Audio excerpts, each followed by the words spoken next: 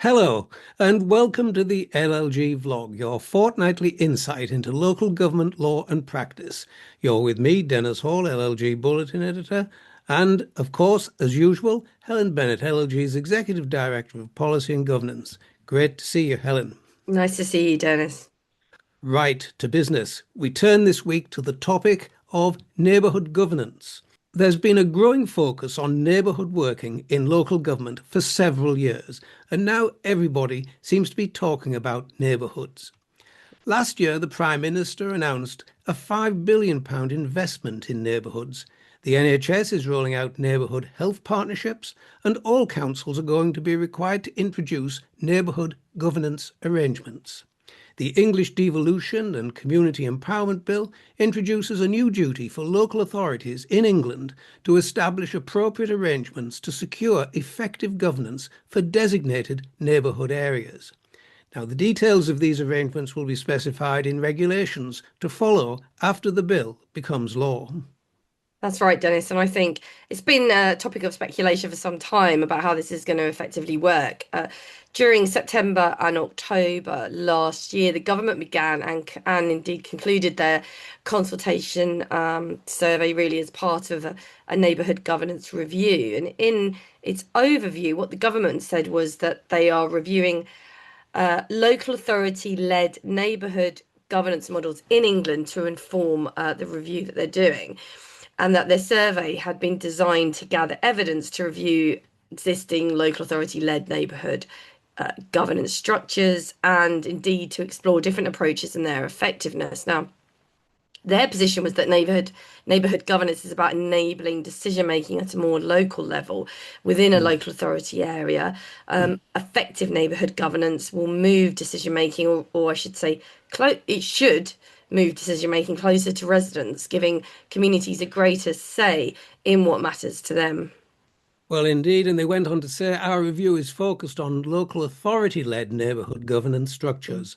The operation, powers and funding of town and parish councils will be outside of the scope of their review. However, the review will consider how effective partnership working between tiers of governance can be encouraged. Going on, government said that views of others matter because they want to understand how existing neighbourhood governance structures operate, areas of best practice in neighbourhood governance, and areas which could be improved. I think that partnership working is key because Mm. I don't really see how you could look at it in isolation away from town and parish councils, and certainly their bodies will be pushing very strongly for effective engagement through those already established routes. But what the government have said is that they are looking to gather a broad range of evidence across the country and from a range of organisations about a variety of different approaches to neighbourhood governance. And I think being more broad in its approach has to be a good thing, at least at first Mm. instance. So obviously some months have passed since that government survey. Mm. We do not yet have the bill enacted, and thus there have been no new draft regulations yet. And I think many commentators are asking whether the concept of neighbourhood governance is in fact entirely clear from what we know so far. And I think we would probably struggle to properly define it. It was certainly in the terms the government want. I think you're right, and we come on to the differences in the way governance is defined at that level. Is government itself clear about the Mm, scope of neighbourhood governance? And does it involve real decision making in which parishes, for example, and town councils will yeah. have a real shared role?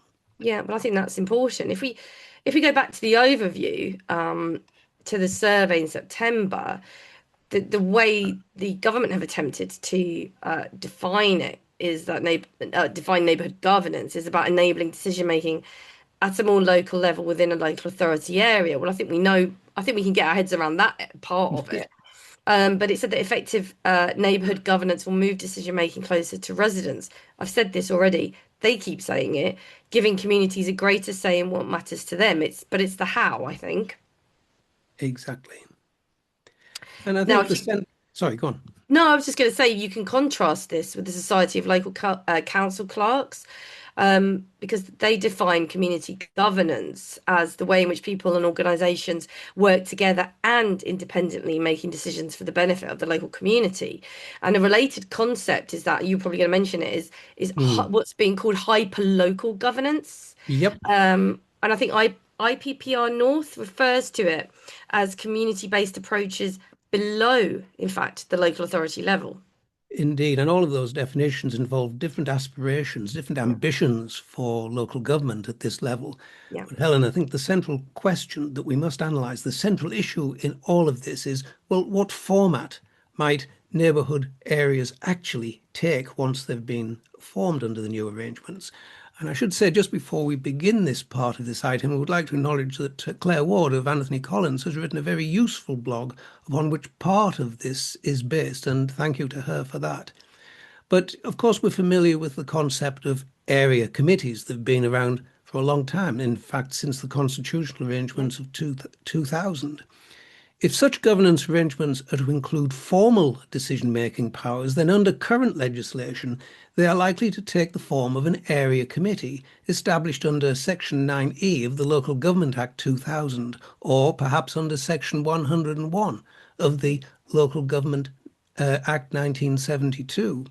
An area committee is a standard form of committee, well known to our members, monitoring officers, and so forth, operating in a specific part of the council's area, exercising executive and non-executive functions, as long as they are in line with the council's policy and budget framework, of course.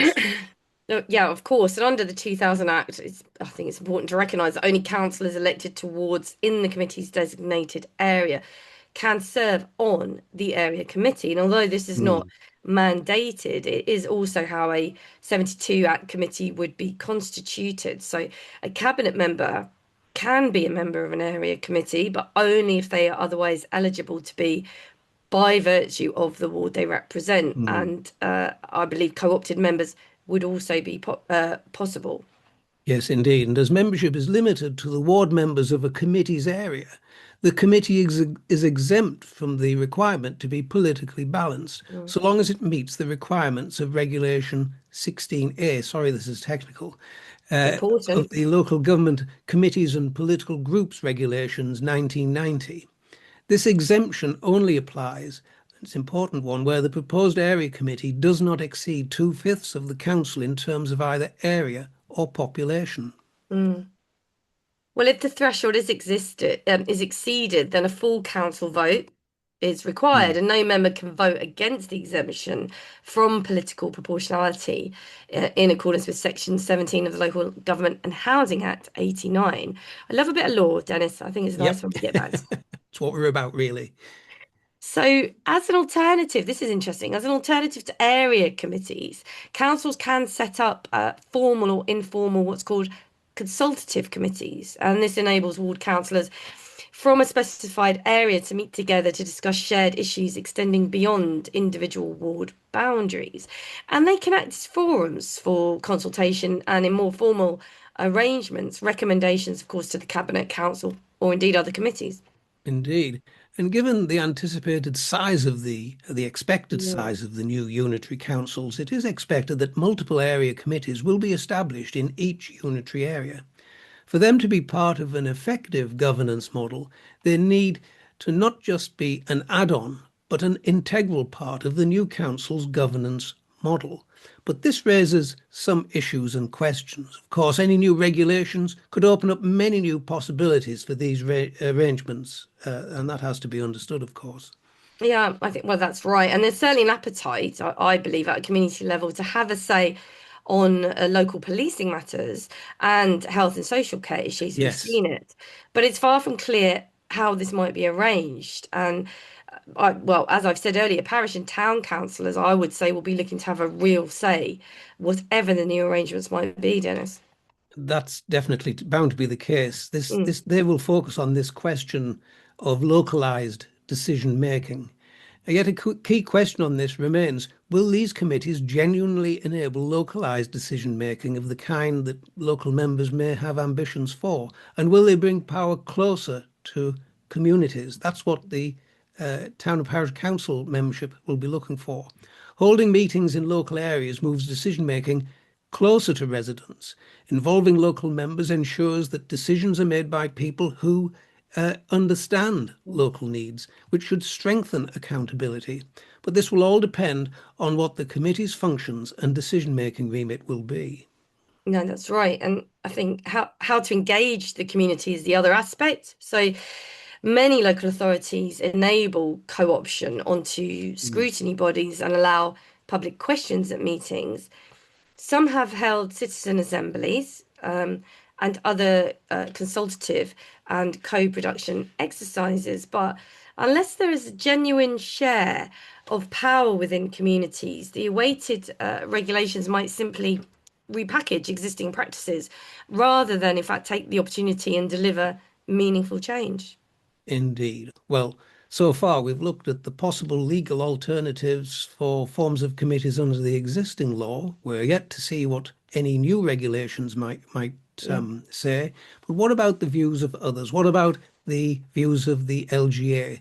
Well, the LGA is committed to the principle that local areas are best placed to decide for themselves what form of community engagement is appropriate for their context. If the Yeah, government moves ahead with its intention to standardise the neighbourhood area committee model, then councils should receive new funding to reflect the delivery that this new model will actually involve. no, I think that's right. And it's also vital that neighbourhood level committees are designed in a way which empower communities to engage with wider public services, such as the NHS and the police, voluntary and community sector. And I understand the LGA would like to see, at the very least, a requirement for the involvement of health, police, fire services and Mm, neighbourhood committees.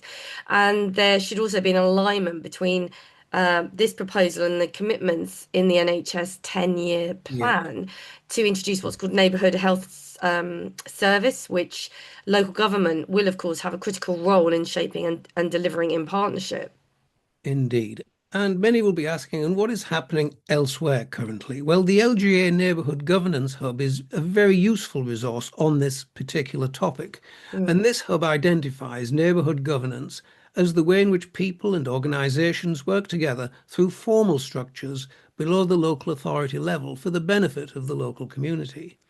Neighbourhood governance can take place in a range of ways, from town and parish councils to neighbourhood area committees, as we've discussed, citizen juries, resident associations, and many other ways. Yeah, and viewers will find a range of examples of different operating models, including township committees, district community councils, local area boards, community boards, and much more besides if they take a look at the information available. And we should also mention that our corporate partner, you alluded earlier to Claire, Mm. Anthony Collins, they maintain a neighbourhoods hub which is really useful. And there you'll find a range of comprehensive resources, including government documents and guidance and links to the government Pride in Place programme, town centre regeneration, and much more. And the link to that is in Bulletin 12. Yes, it is. And of course, if you've been doing some work on this, do let us know, and you know where to do that. Well, that's it for this episode. We'll see you next time for more legal insights and updates.